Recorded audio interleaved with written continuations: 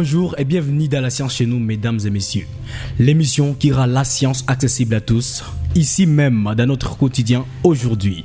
Nous avons l'honneur d'accueillir une figure incontournable de la ville de Goma, un journaliste, écrivain et vulgarisateur, Fidel Kitsa. Les personnalités les plus influentes de Goma par Goma Flava, il a marqué les esprits par son engagement à mettre les médias au service de la vulgarisation scientifique.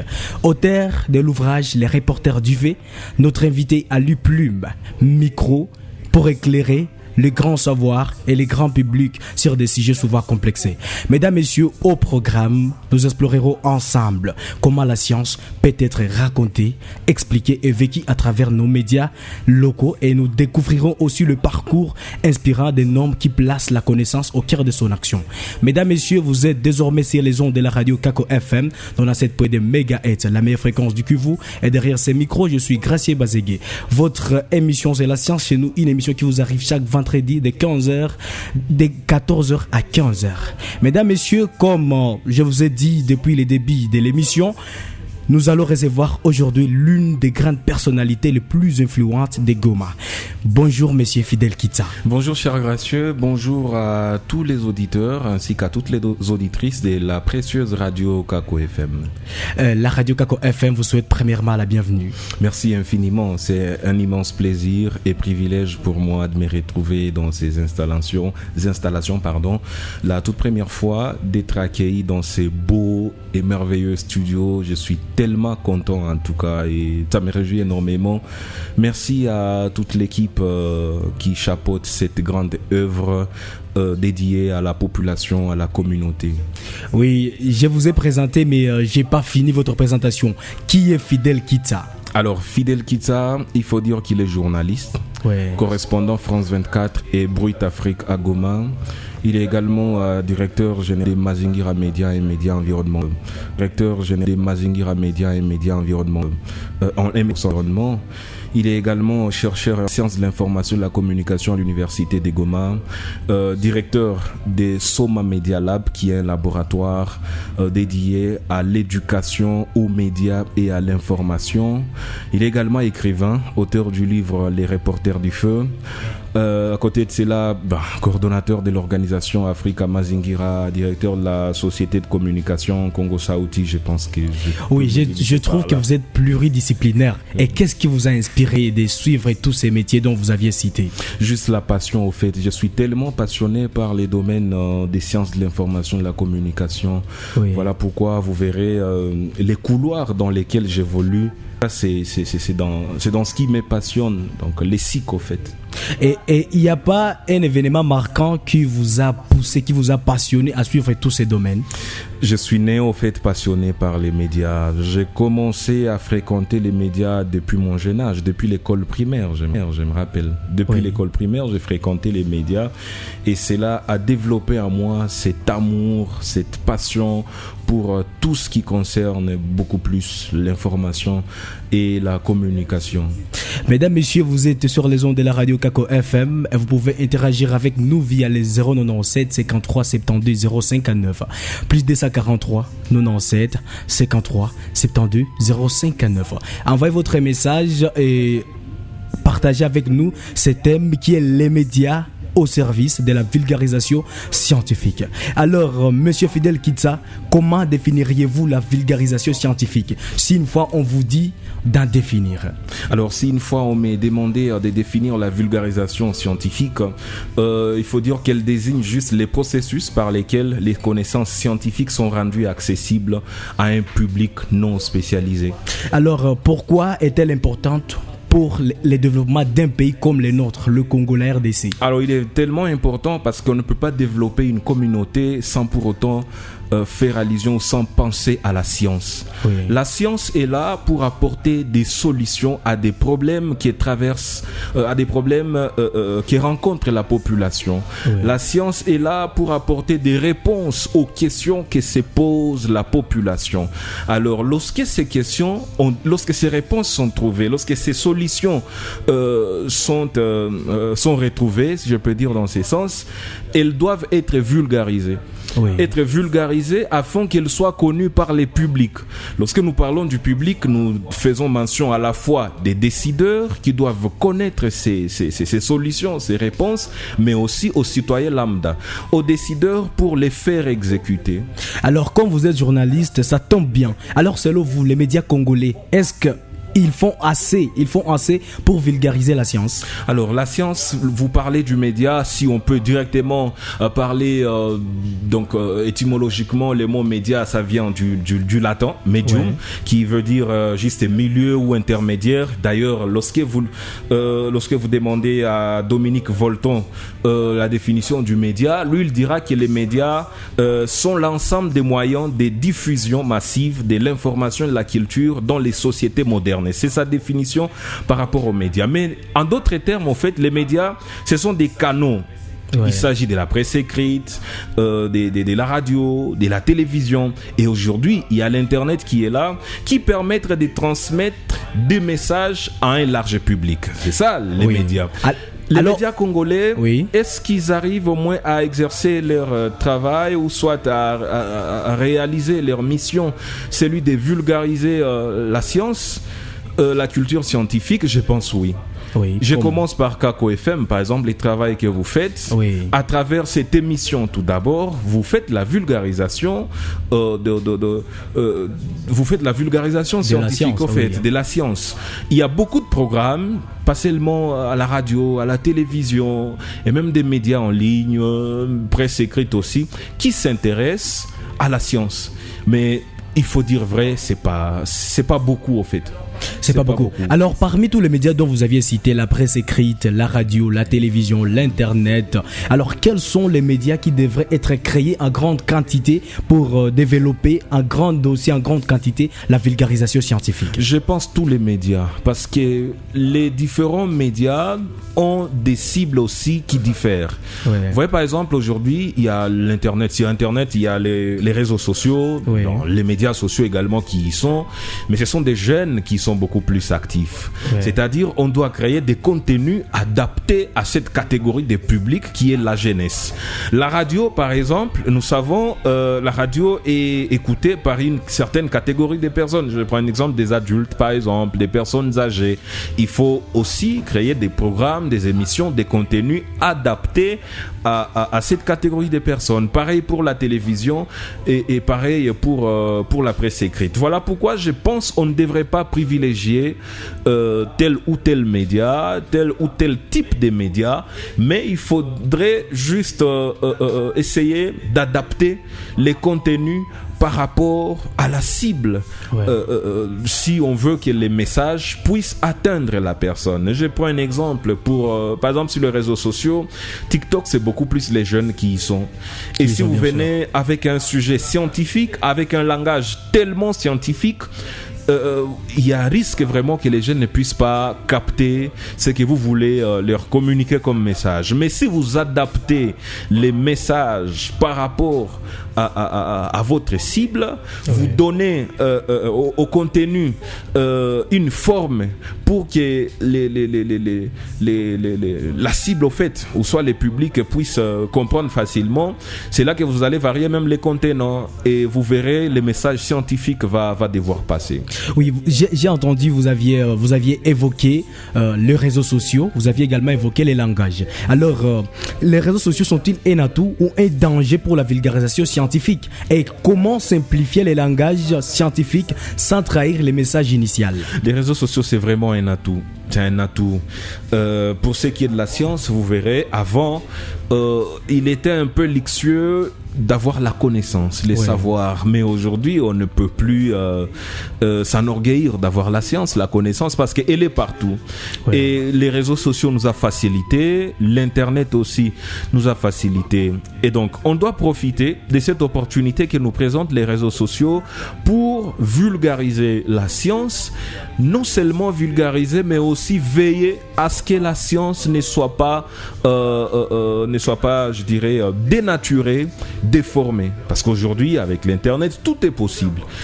Vous pouvez avoir un message qui est clair, un message vraiment brut, si je peux le dire dans ces sens, encore brut, mais malheureusement, ces messages seront dénaturés par d'autres personnes. Oui, alors comment alors simplifier les langages pour ne pas dénaturer le message? La simplification du langage, passe par ce qu'on appelle l'adaptation.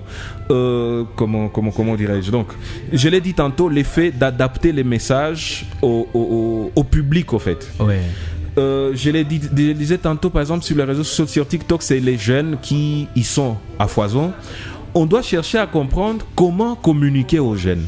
Ouais. Comment les jeunes reçoivent les messages, comment les jeunes digèrent la communication, et là on va produire des contenus qui va faire en sorte que les jeunes qui est sur Twitter, on va créer un contenu qui va se familiariser avec ces jeunes qui est sur TikTok, et le message va facilement passer, parce que si on ne tient pas compte de cela, on va avoir un message, on va chercher à communiquer les messages, mais qui malheureusement ne va pas atteindre la cible, et vous verrez, un contenu est là, mais un jeune zappe face à un contenu important qui est éducatif d'ailleurs, mais qui n'est pas, les contenants n'arrivent pas à atteindre les attentes de ces jeunes en question. Et malheureusement, face à cela, il y a aussi des contenus qui ne sont pas éducatifs, moins vraiment éducatifs, mais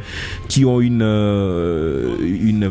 grande visibilité, une grande influence, parce qu'on a su comment vendre ces contenus. Ah oui, alors, mesdames, messieurs, nous sommes toujours sur la CACO FM. Essayez d'interagir avec nous via les 097 53 72 059. Comme vous le savez, mesdames, messieurs, on ne peut pas parler des fidèles Kitsa sans pour autant parler de son ouvrage Les reporters du fait. C'est un ouvrage qui a passionné plusieurs personnes. Plusieurs personnes ont cherché à lire et à comprendre le thématique de ces beaux ouvrages, de ces bels ouvrages. Alors, qu'est-ce qui vous a inspiré à écrire ces livres? La motivation, c'est juste que je voulais raconter ce qui se passe chez nous. Ouais. Nous ne devons pas attendre à ce que des gens viennent de l'étranger pour partager, pour parler, pour relater ce qu'ils n'ont même pas vécu, ce qui nous concerne, et pendant que nous avons vécu, nous avons senti, nous avons vu ce qui s'était déroulé. Et là, je fais mention de l'éruption volcanique de Nyiragongo, intervenue au mois de mai 2021. Et là, je me suis dit, il faudrait que je puisse archiver. À côté de cela, il y a un problème lié à la documentation ici chez nous. Lorsque vous cherchez à comprendre l'éruption du volcan Nyiragongo de 2002, comment était la ville de Goma?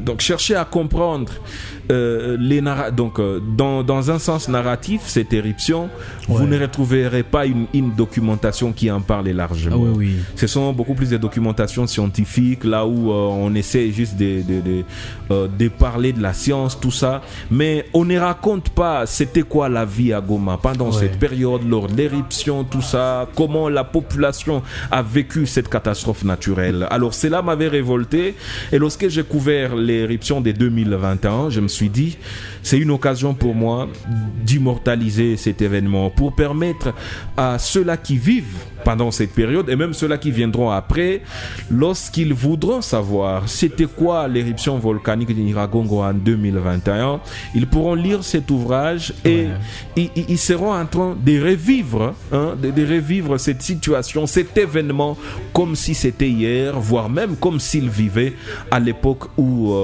les volcans Nyiragongo entraient en éruption. Autre chose aussi, il faut dire, il y a Patrice Emery Lumumba qui avait rédigé une lettre à sa femme, dans laquelle il avait mentionné, disant que l'histoire de la RDC sera racontée par les fils de la RDC. Et pourquoi ne pas commencer par moi, aussi inspirer d'autres personnes à commencer à écrire ce qui se passe dans notre communauté, ce qui se passe dans nos vies. Et c'est toutes ces choses, au fait, qui m'ont motivé à rédiger Les Reporters du Feu. Alors, il y a plusieurs titres. Pourquoi avoir choisi tout simplement les titres intrigants? Les reporters du fait. Les reporters du fait. Les reporters du feu, je l'ai juste choisi pour montrer à première vue les contenus au fait du message, pour montrer déjà à première vue ce qui est dans ces livres de 100 pages. Lorsque vous voyez reporter, c'est un journaliste de terrain, les feux, directement vous allez vous poser la question de savoir, alors un journaliste des terrains, qu'est-ce qu'il relate comme feu? Et ça va vous pousser à chercher à comprendre cela, ouvrir déjà la première page, deuxième, troisième, jusqu'à la 100e page, afin de comprendre ce qui est mentionné dans Alors cet ouvrage est-il autobiographique ou seulement il a été basé sur les faits de l'éruption volcanique? C'est un récit au fait, c'est un récit dans lequel je raconte ce que j'ai vu, ce que j'ai entendu, ce que j'ai vécu, ce que j'ai lu aussi, donc tout ce qui s'est passé dans la ville de Goma depuis les samedis vers 18h, parce que l'histoire commence à 18h lorsque la population était en panique après avoir constaté une fumée dans la partie nord de la ville, et il y avait des gens qui fouillaient, qui quittaient Kibati, Kanyaruchinya, en prenant la direction de la ville de Goma, et c'est là que l'histoire commence. Un récit qui raconte vraiment, nous sommes allés même dans les moindres détails, tout ce qui s'était passé pendant cette période dans la ville de Goma, et nous nous sommes arrêtés lorsque le Premier ministre, l'ancien Premier ministre alors, M. Sama Lukonde, avait demandé à la population qui avait fui, parce qu'il faut dire la population des 10 sur les 18 quartiers de la ville de Goma était sommée de fuir, de quitter ces quartiers, parce qu'il était dit que ces quartiers constituaient des zones à haut risque pour une éventuelle éruption lumnique. C'est là d'ailleurs qu'intervient encore les médias pour vulgariser la science. Lorsqu'on a parlé éruption lumnique, beaucoup de gens n'en savaient pas qu'est-ce que ça veut dire, mais les médias étaient venus pour faire comprendre aussi à la population. Alors les premiers, il y avait des gens qui avaient fui, craignant une éventuelle éruption lumnique, et certains sont partis à Sake, au Tchuru, au Rwanda voisin, tout ça, à Bukavu, et l'histoire s'achève lorsque le Premier ministre a demandé à la population qui avait fui de revenir, de rentrer dans la ville de Goma, parce qu'il n'y a plus de danger au fait. Alors, qu'est-ce que vous espérez des lecteurs qui partent chercher, qui veulent lire votre livre? Qu'est-ce que vous espérez d'eux? C'est notre histoire au fait. L'histoire de la RDC devrait être connue par tous. Vous savez, pendant cette période, il y a beaucoup de fake news qui ont été circulées. Tout le monde disait ce qu'il voulait, et même ceux-là qui n'ont pas vécu l'éruption volcanique de Nyiragongo cherchaient même à raconter ce qu'ils n'ont pas vécu. Et mon attente par rapport aux lecteurs, c'est de vulgariser juste notre histoire, que notre histoire soit connue de tous, et que tout celui qui lit ou lira ces livres, qu'il puisse comprendre, qu'il puisse connaître ce qui s'est passé pendant cette période dans la ville de Goma, dans les territoires de Nyiragongo, et beaucoup plus dans l'est de la RDC. Oui, avez-vous un passage préféré dans votre livre? Donc la partie dont vous aimez d'abord dans votre livre, avez-vous un passage que vous préférez dans les livres? Alors, je ne saurais pas répondre à cette question. Partie préférée? Non, j'admire tous les livres, en fait. Tous les livres? Oui, on peut admirer tous les livres, mais il y a cette page-là où, quand on y arrive dans la lecture, on sait ça vraiment très cool. Est-ce que vous n'avez pas cette partie du livre que vous préférez davantage parmi toutes les autres pages? Alors, une partie que je préfère, j'oublie la page, mais... c'est lorsque on avait annoncé sur les réseaux sociaux que l'aéroport international de Goma était englouti par la lave. C'était aux environs de 22h ou 23h, je ne me rappelle pas trop. Je l'avais mentionné dans les livres. Et ce soir-là, beaucoup de gens publiaient des images, des images récupérées même ça et là sur les réseaux sociaux pour montrer que Goma, en tout cas, c'est fini avec l'aéroport international de Goma qui vient d'être englouti par la lave. Et du coup, avec mes amis, autres journalistes, fact-checkers aussi, nous sommes partis pour vivre cette réalité. On voulait apporter une précision parce que vers Majengo, il n'y avait pas suffisamment de gens pour nous éclaircir davantage. Tout le monde était dans ses histoires, tout ça, les émotions, les gens étaient en train de fuir. Et cette nuit-là, on tentait de contacter certaines personnes qui n'avaient pas aussi la précision normale parce qu'ils ne sont pas journalistes. Certains étaient dans leur maison avec la peur, tout ça. Mais nous avions décidé d'aller jusqu'à Majengo. Majengo, à quelques mètres de là où la lave s'était arrêtée. Nous sommes partis jusqu'à cette partie, tout près de Bouéné, cette nuit même, afin de vérifier est-ce réellement vrai ou faux. Parce que partout on disait l'aéroport international de Goma est englouti par la lave. Et là-bas, nous y avons rencontré un ingénieur, Paulin. Il y a des installations, la radio, tout ça. Il y a un espace, en tout cas, qui est en haut. Sa maison, c'est un étage, au fait. Nous étions montés sur, je dirais, pylône. Pylône, parce que là, il y a des installations, la radio. Et à partir de là, on voyait clairement la direction de la lave. On voyait clairement l'aéroport international de Goma qui n'était pas englouti.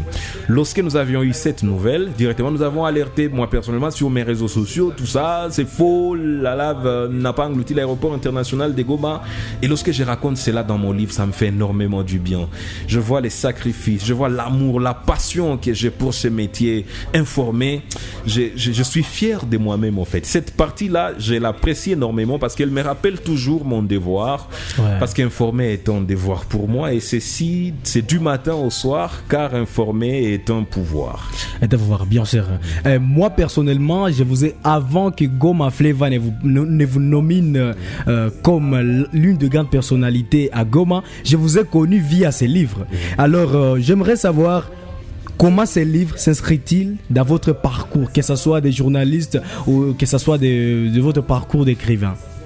Comment ces livres s'inscrivent, puisque ça a donné plusieurs influences pour votre personne. Et moi personnellement, je vous ai connu à partir de ces livres. Exactement, il faut dire que ces livres ont augmenté encore une fois de plus la visibilité ainsi que l'influence pour ces messieurs appelés Fidel Kitsa, parce que grâce à ces livres, j'ai participé à différentes activités, grandes activités, pour essayer de parler de ce qui s'est passé chez nous. Je me rappelle, il y a la première conférence internationale sur la gestion des volcans de Virunga, à laquelle j'ai participé avec les volcanologues venus de la RDC, de la région des Grands Lacs tout d'abord, de l'Allemagne, de l'Angleterre, de la Belgique, de la France, des États-Unis également, qui s'étaient réunis pour réfléchir et parler d'éruptions volcaniques, de parler des volcans des Virunga.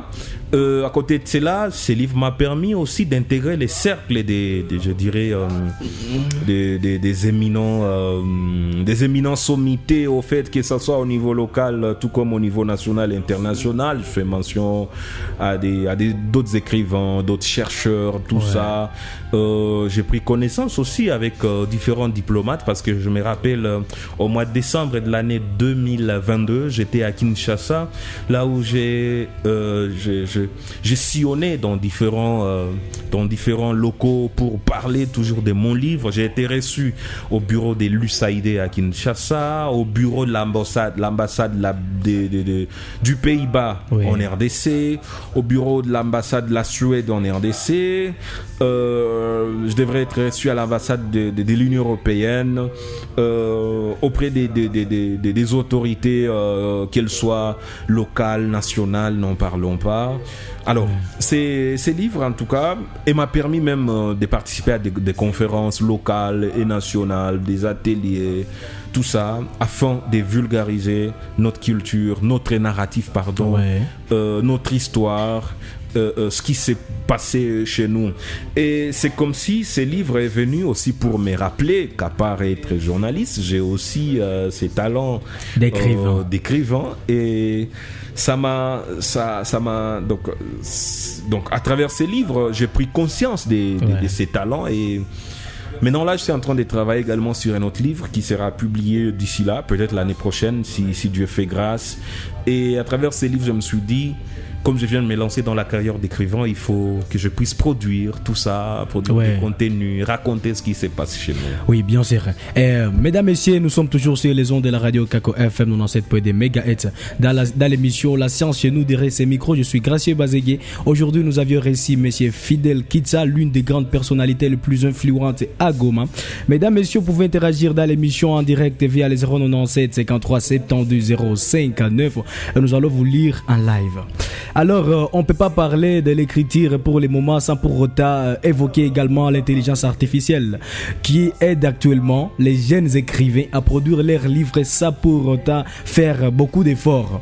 Alors, je me souviens, avant, quand vous aviez écrit les livres Les Reporters d'Ifé, l'intelligence artificielle n'avait pas pris cette grande tournure qu'elle a déjà pris pour les moments. Alors, j'aimerais savoir, selon vous, l'IA c'est une opportunité ou une menace pour la science? Alors, l'intelligence artificielle, c'est une opportunité au fait. Une opportunité si une fois nous arrivons à bien l'utiliser. Moi, je me dis, l'IA ne remplacera pas l'humain. D'ailleurs, j'ai lu quelque part avant-hier, j'ai lu, il y a un chercheur qui avait dit, voilà, Satya Nadella, il est CEO de Microsoft, il avait dit, l'IA ne remplacera pas les humains, mais les humains qui l'utiliseront remplaceront ceux qui ne le feront pas. Alors comment? Et donc l'IA c'est un atout, et on doit en profiter, on doit bien l'utiliser, parce que si on n'arrive pas à bien l'utiliser, on passe à côté des opportunités. Autre chose aussi à savoir que l'IA c'est un assistant. Moi personnellement je les prends comme un assistant. L'IA ne me remplace pas. L'IA ne me remplacera pas en tant qu'humain, et voire même en tant qu'écrivain, mais l'IA sera là pour m'assister au fait. C'est juste ça. Alors comment savoir quelque chose qui a été généré totalement par l'IA? Est-ce qu'il y a des outils pour savoir ça? Alors, simple. Comment? Expliquez-nous. Très simple. Pour vérifier par exemple les textes générés par l'intelligence artificielle, il y a des outils. Il y a des outils anti-plagiat, anti-IA. Lorsque vous y posez les textes, directement, ils vous disent ce texte a été généré par l'intelligence artificielle. Pareil pour des images. Ces outils aussi sont des IA aussi. Oui, ils sont des IA. Des IA capables de détecter des IA.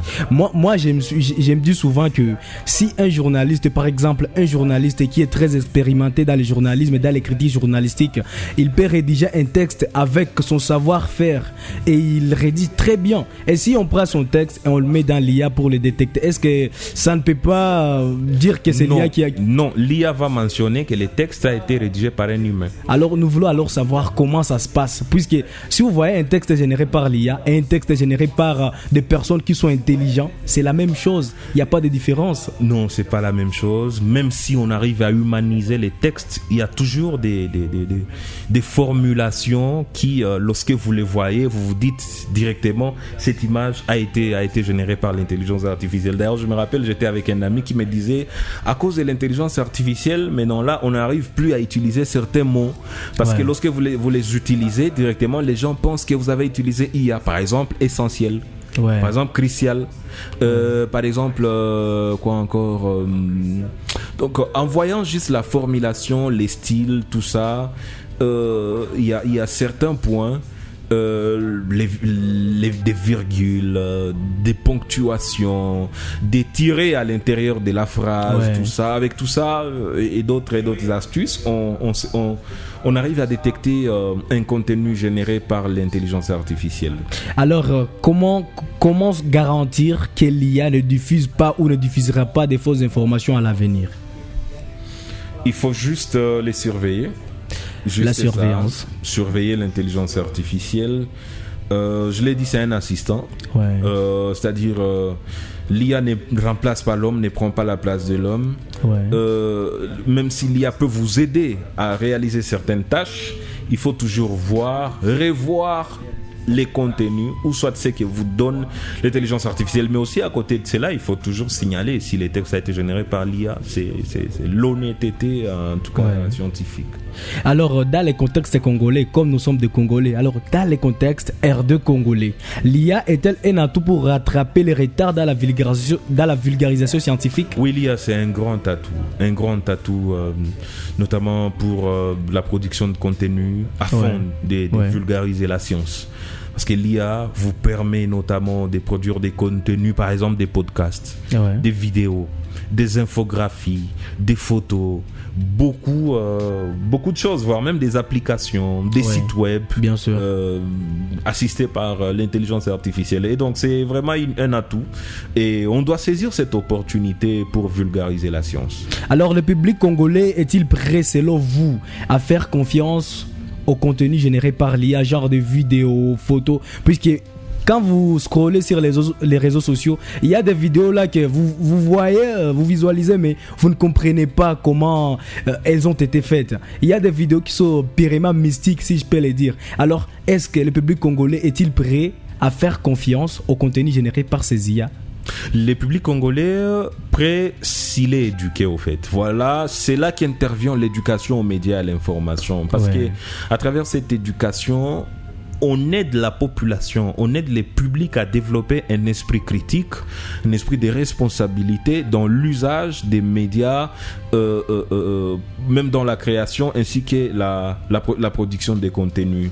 Si une fois on arrive à éduquer, à former les publics, la population congolaise, non seulement elle sera consommatrice, alors comme population consommatrice des contenus, même générés par IA, mais elle sera aussi les publics congolais sera aussi des bons producteurs, des bons créateurs de contenus. Alors, avez-vous déjà utilisé l'IA dans votre travail de journaliste ou bien d'écrivain? Non, pas d'écrivain, mais des journalistes, je l'utilise au quotidien. Au quotidien, en tout cas, je l'utilise tous les jours. J'utilise l'IA, mais je l'utilise pour m'aider au fait dans les travaux que je fais.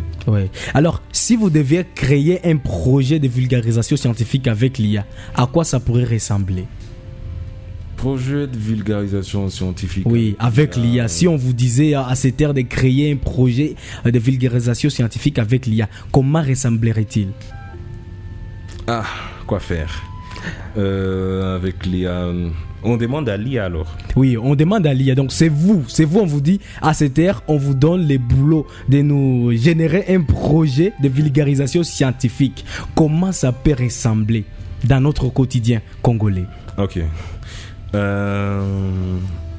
Je vais juste demander à ce que ces projets puissent intégrer l'internet. Je vais demander aussi à la personne je vais chercher à savoir la cible au fait. La cible, je vais inclure l'internet. Et là, ce que je peux proposer, des vidéos mobiles pour TikTok. Par exemple. Alors, pour les auditeurs qui nous captent à ce net moment. Pour la radio, par exemple, des podcasts. Oui. Alors, pour les auditeurs qui nous captent à ce net moment, quels sont les IA que vous pouvez, 5 IA tout simplement, que vous pouvez les recommander à utiliser au quotidien pour développer leurs capacités dans la création de contenus, mais aussi la création d'autres choses capables de développer la communauté? Il faut dire qu'il y a beaucoup d'IA. Il y a beaucoup d'IA, plus des milliers d'IA. D'ailleurs, je me rappelle lorsque le ministère de l'Éducation nationale a commencé à publier des résultats de l'exETA, le ministère a fait savoir qu'il a fait recours à l'intelligence artificielle. Il y a des gens, vraiment, j'étais confus parce qu'il y a des gens qui ne comprenaient pas au fait l'intelligence artificielle. Je me suis mis à rire parce que c'était vraiment ridicule. Les gens pensaient que l'intelligence artificielle, c'est uniquement ChatGPT. Lorsque le ministère a annoncé, disons qu'ils ont fait recours à l'IA, directement ces gens-là ont pensé uniquement au ChatGPT. Bien sûr, puisque pour ces moments, c'est ChatGPT et Gemini qui sont des intelligences artificielles qui sont utilisées à grande partie. Non, il y a beaucoup d'intelligence artificielle. Il y a beaucoup d'intelligence artificielle. Même ici, à votre radio, Kako FM, si vous voulez, vous pouvez créer une intelligence artificielle.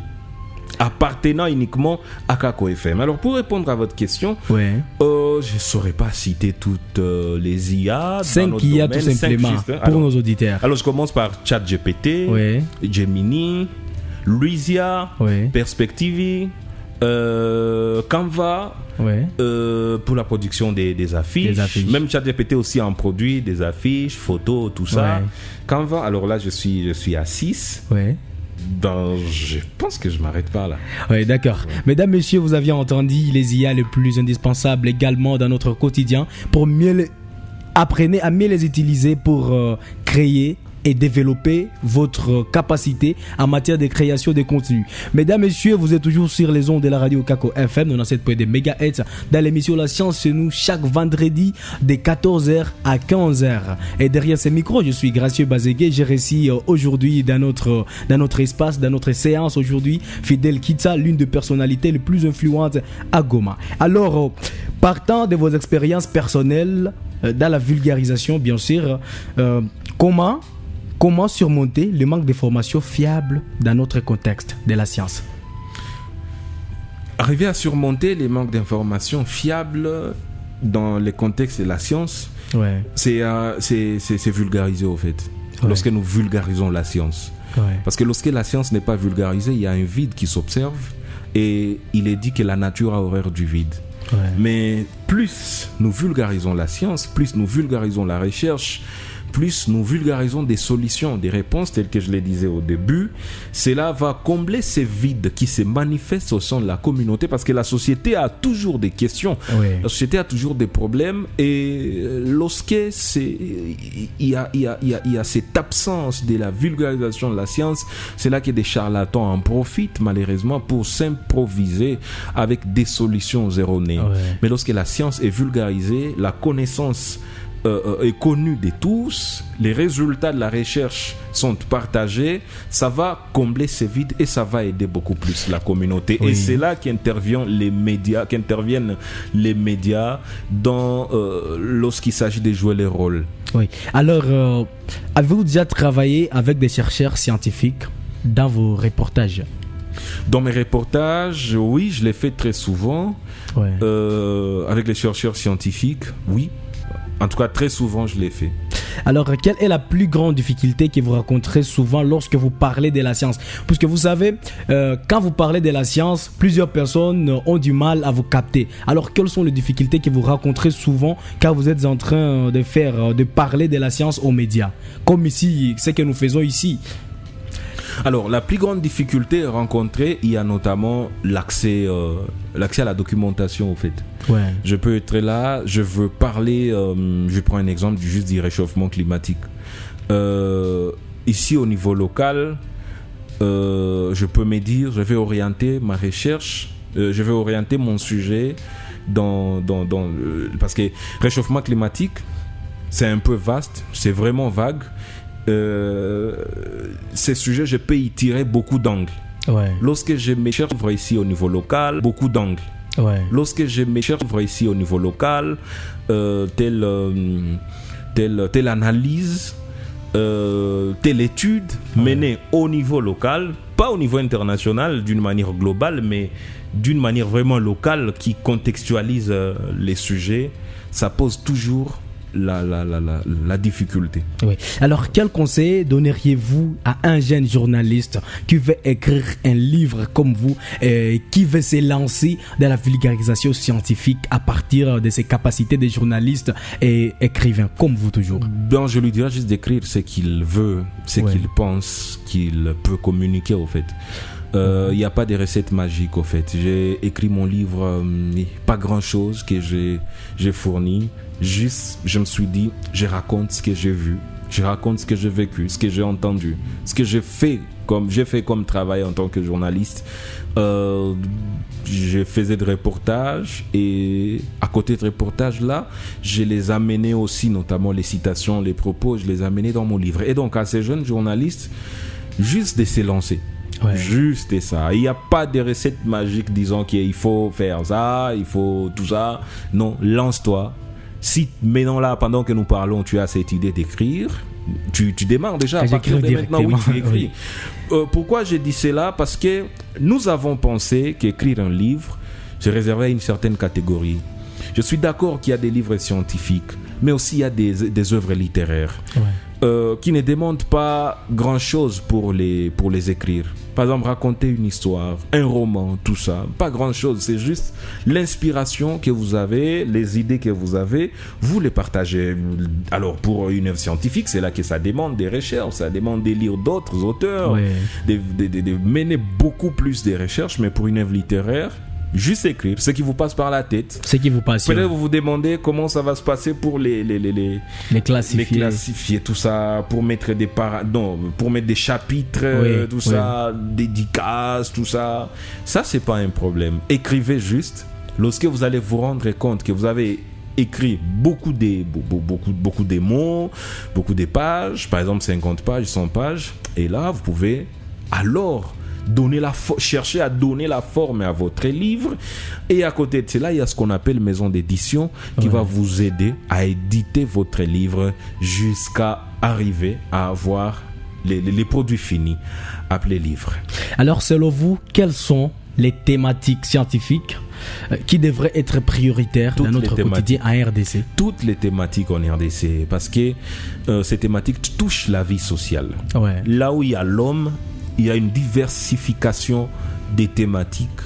D'ailleurs, il y a un anthropologue, j'oublie son nom. J'oublie d'ailleurs. Alors, là où il y a l'homme, en fait, l'homme, c'est un être comment je dis, multisectoriel, voilà. L'homme, c'est un être multisectoriel. C'est-à-dire, on ne doit pas dire, moi, je vais uniquement... on doit aborder tel secteur, ignorant ou oubliant l'autre secteur. Non, on doit privilégier tous les secteurs qui se rapportent à la vie de l'homme. Alors, si vous aviez l'opportunité, on vous dit, Papa Fidèle, vous avez l'opportunité de créer une émission scientifique à créer à la télévision ou à la radio. Quels en seraient les concepts principaux? Si on vous dit tout simplement ACTR. Science chez nous. Science chez nous. Oui. Alors pourquoi? C'est simple, c'est clair, et directement en écoutant les titres de l'émission, on a une idée du contenu, de ce que sera le contenu de l'émission en fait. Alors comment voyez-vous l'avenir de la vulgarisation scientifique dans notre pays? Il y a de l'espoir parce que avec l'internet qui est là, qui vient suppléer, qui vient donner encore une fois la force aux médias traditionnels. L'internet vient pour vulgariser encore une fois de plus ces savoirs, cette connaissance et cette science aussi. Je pense que l'avenir est rassurant par rapport à la science. C'est ainsi que vous verrez. Mais non, là, je l'ai dit d'ailleurs au début, on ne doit plus s'éventer d'avoir les savoirs, la connaissance, parce que tout le monde a désormais accès à la science. Avec l'internet, je peux être ici, je participe à une séance d'entretien, d'échange qui se tient à l'université Senghor en Égypte, par exemple à l'université Sorbonne Paris, Harvard aux États-Unis, Oxford, tout ça. Je peux même à travers mon téléphone ou mon ordinateur lire des livres qui sont dans la bibliothèque électronique de l'université Toulouse, SG Lille, tout ça, Lumière Lyon, toutes ces universités et bien d'autres. Tout ça à cause de l'internet. Alors concernant votre vie personnelle et inspiration, quel livre, film ou documentaire que vous préférez le plus? Personne, j'ai pas vraiment de préférence, mais je suis tout. Je suis tout, qu'il soit documentaire, qu'il soit série, rare des fois, série, qu'il soit également livre, mais j'aime beaucoup lire. Alors je suis des documentaires, je suis des émissions éducatives qui fait en sorte que j'ai pas vraiment beaucoup plus de préférences. Les films je suis pas vraiment trop. Ah oui.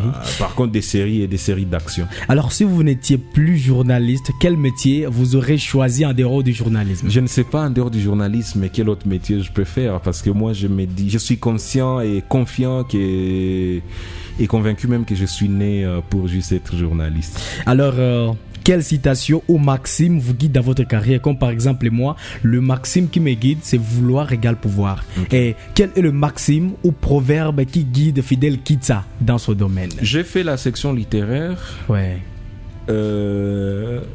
J'ai mémorisé une citation qui est restée en tout cas pour moi comme ligne directrice. Ouais. Ad maiorem natus sum. Je pense que c'est ça, si je ne me trompe pas. Je suis né pour des grandes choses, au fait. Oui. Alors, pour clôturer... Ça me pousse à rêver grand. Moi, au quotidien, je ne rêve que grand. Oui, alors, mesdames, messieurs, vous êtes toujours sur les ondes de la radio Kako FM. Nous voici petit à petit pour la fin de notre émission.